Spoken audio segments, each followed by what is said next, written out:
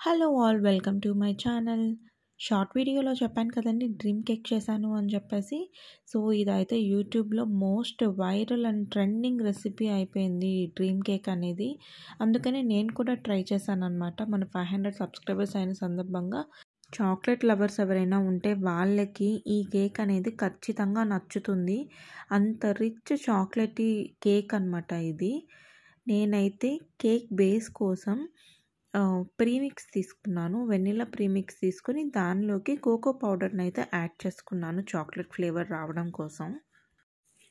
Premix కాబట్టి దీనిలో మనం ఇంకా ఏం యాడ్ చేయాల్సిన అవసరం లేదు.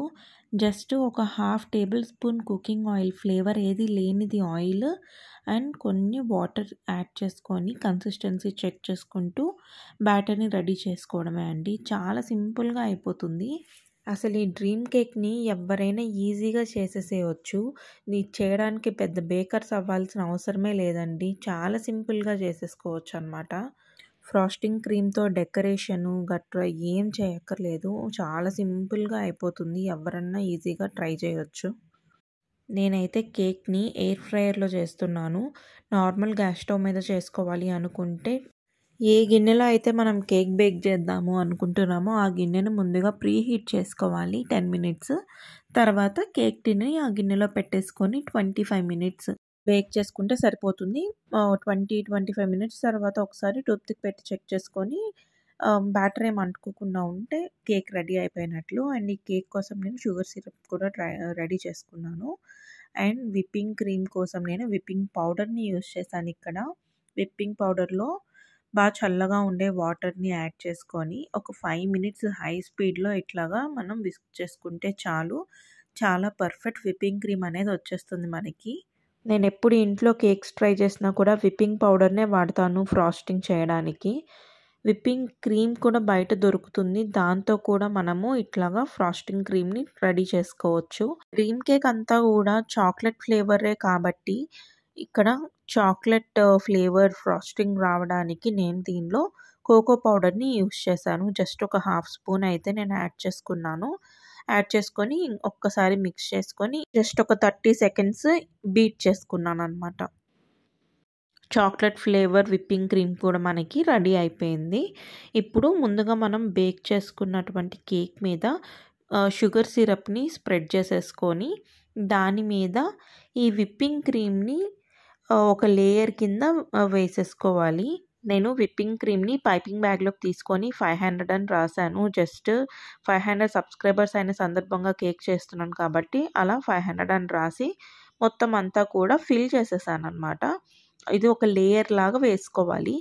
తర్వాత దీన్ని 1/2 అవర్ ఫ్రిడ్జ్లో పెట్టేసుకోవాలి. అది సెట్ అవుతుంది. ఈలోపు చాక్లెట్ గనాష్ చేసుకోవడానికి నేను ఇక్కడ చాక్లెట్స్ వాడకుండా కోకో పౌడర్ని అయితే వాడుతున్నాను.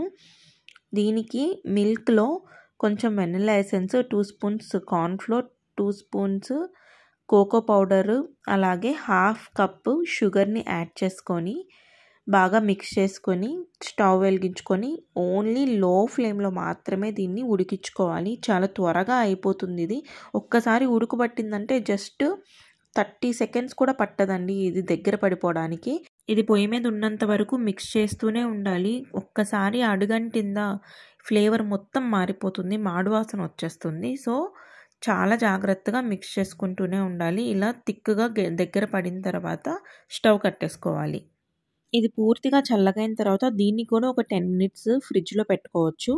ఒకవేళ ఓన్లీ చాక్లెటే వాడాలి అనుకుంటే విప్పింగ్ క్రీమ్లో డార్క్ చాక్లెట్ని కానీ మిల్క్ చాక్లెట్ని కానీ వేసుకుని దాన్ని మెల్ట్ చేసుకొని చాక్లెట్ గనాష్ లాగా క్రీమ్ లేయర్ పైన చాక్లెట్ గనాష్ లేయర్ని వేసేసుకోవాలి.